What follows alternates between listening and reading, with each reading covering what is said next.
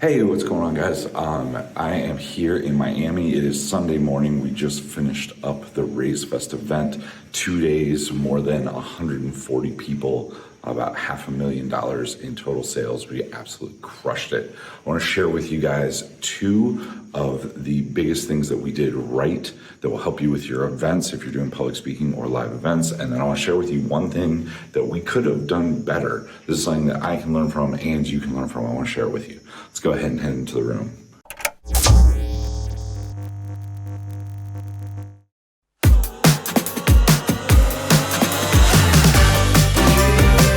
Just show you guys around a little bit. This room is super nice. We had a great time here at the hotel. You can see rain shower, rain head, rain shower, shower head. Absolutely amazing. This weird window with the bath, kind of liked it though.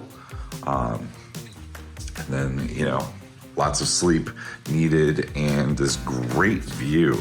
Man, you can kind of see.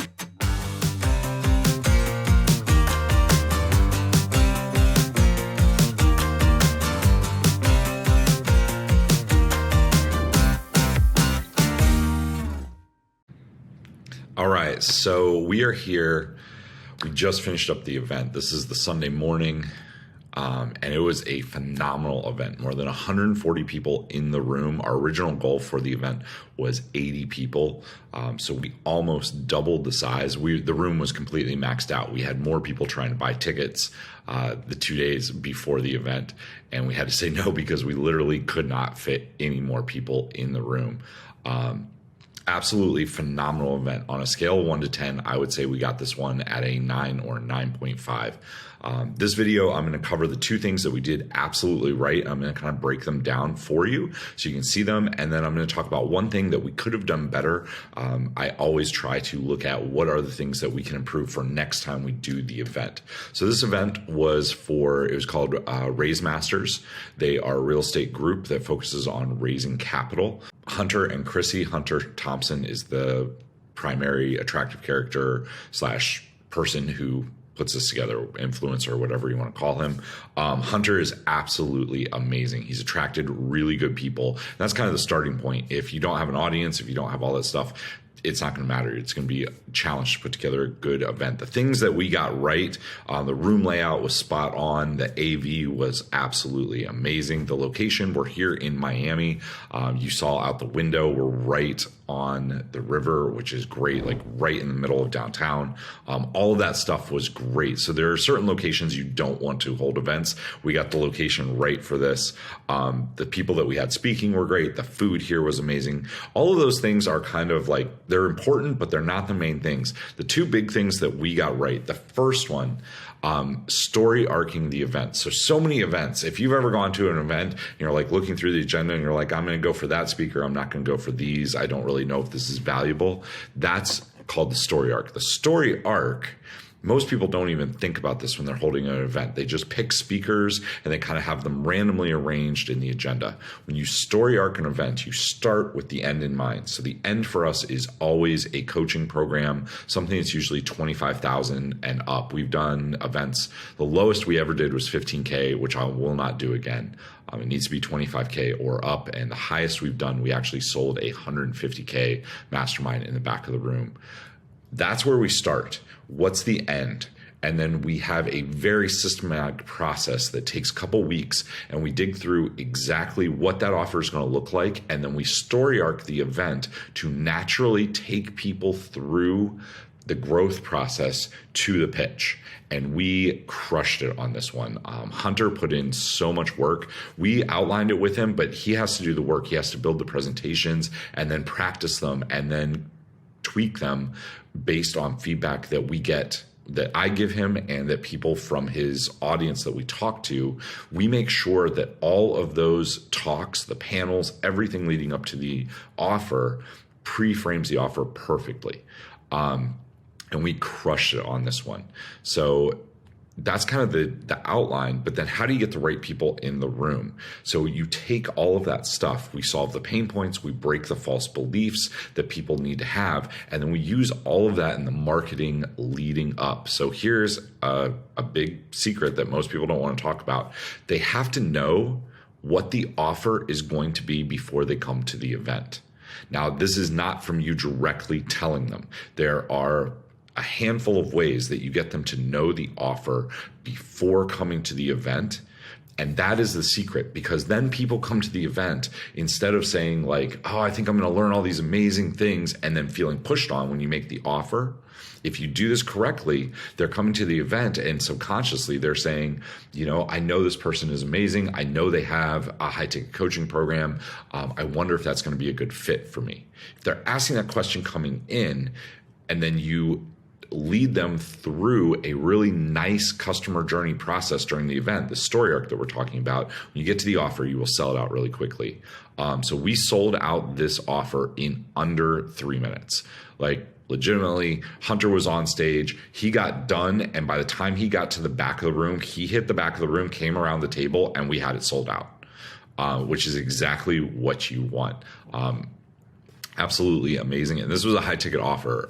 This was a $50K offer that we discounted to $40K for this specific event. It's the first time that he's doing a high ticket offer of that caliber, and he wanted to discount it to get the right people in and give them something for being a founding member. So that's what we did. So what was the second thing that we did that really changed everything, and like we knocked out of the park for this one?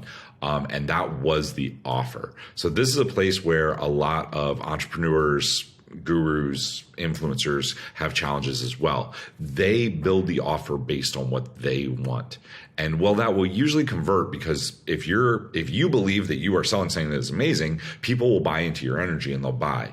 But the real secret to selling out the offer right away, the real secret to getting that table rush and having people come back, is to build the offer based on what your community needs. And this is not putting a post in a Facebook group and saying like, hey, what do you guys really need? This takes time and energy. And this is something that we work on people with when we build their event. So we started 8 months ago, and there were 3 different things that we did. One was a survey to the people. Now, this was not just a survey that we sent out and we said, hey, fill this out.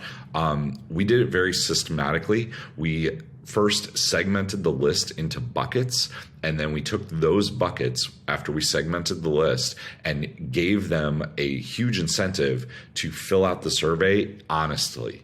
And we actually used like some reverse phrases in there to get exactly what we wanted. So we knew how to build the offer. We knew what the exact pain points were. We knew what the false beliefs were that we had to overcome. We knew the outcome. There are always 2 outcomes that people want: the big outcome and then kind of the emotional behind the scenes outcome. We got both of those. So when you know that whole thing, then you can build the offer perfectly. And we crushed it with this offer.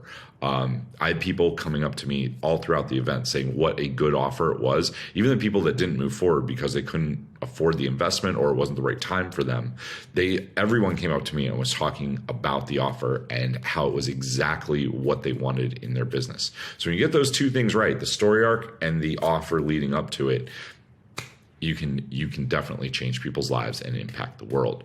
So what was the one thing that we could do better next time? Before we get to that, I'm going to tell you something that I learned at the event, because I always try to learn something and take something away from the event for myself personally. And Hunter shared something that I thought was really cool. I'll give to you guys. If you have a podcast, Hunter broke down his podcast and how they've been able to grow. And he did one thing that doubled his download rate. And I thought this was so phenomenal. I have a podcast, over 150 episodes. We interview entrepreneurs that are at the $1 million mark or above. Had a lot of good shows. Hunter's big takeaway was do solo 5 to 8 minute episodes. So what does a solo episode look like? It is based on the fears and false beliefs and things that people in your audience need to overcome. It is not based on tactical things. Tactical things are what we think they want to hear, but a lot of times people want to get to know you. So doing a solo episode that overcomes a false belief helps them overcome their fears and take action. And then a little bit of tactic. Like sometimes you want to do tactical episodes because people want to hear what you have to say. So putting those 2 in as a solo episode and alternating between interviews and solo episodes doubled his download rate. Not just like because there's an extra episode, but actually doubled the percentage of downloads that he was getting. So I thought that was super cool. We're going to implement that starting next week. All right. So what was the one thing that we could do better? We did not have a charity at this event. So if you've ever been to an event and there's a charity and they have the charity speaker there, that is super impactful. It helps people know where your heart is. Hunter's community is amazing and they love Hunter to death. And they're here, like, if you guys could have seen the vibe and the feels in the room, like they are truly a giving community. They loved their real estate people, right? The people here were willing to give. So we had the right people in the room. What a charity does is it makes people feel good about the event.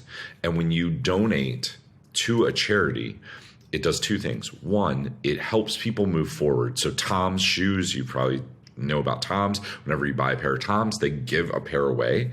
That helps drive sales because people feel good about it. Now, we sold out the offer here. We could have had a charity where we got donations and we either match the donation or we do something to highlight that charity on top of just the donations giving. This builds community. And I know this is not a direct, like, well, that didn't put more money in my pocket, but it gets you a ton of goodwill. And what you do is you do social media, not just yourself, but you have everybody in the room do social media around the charity. You have them do a shout out about the amount donated or about something that they're changing, and this grows your event. It makes people feel really good about your event, and it grows the event and the community. So that's one thing that we are going to implement next time that we did not get done for this event. All right. If you guys have questions or comments, leave them down below. I'll always answer them for you guys. Happy to give you whatever feedback you need on public speaking, events, webinars, workshops, any of that stuff. Until next time, we are actually going to Nashville in 2 weeks for another event that I am emceeing that I helped do this whole thing for. So I'll share some takeaways from that as well. Till next time, take action, change lives, make money, and I'll see you soon. Are you looking to scale your business but trying to figure out how to get your message across? Well, go to storyselling.how to grab my free course that will show you how to discover everything that you need to build your business through stories. These stories work whether it's in social media, email, or public speaking. There are 5 core stories that you'll learn. You'll be able to use all of them by the time you're done with this course. Again, that is storyselling.how. If you enjoyed today's episode, make sure to tune in next time.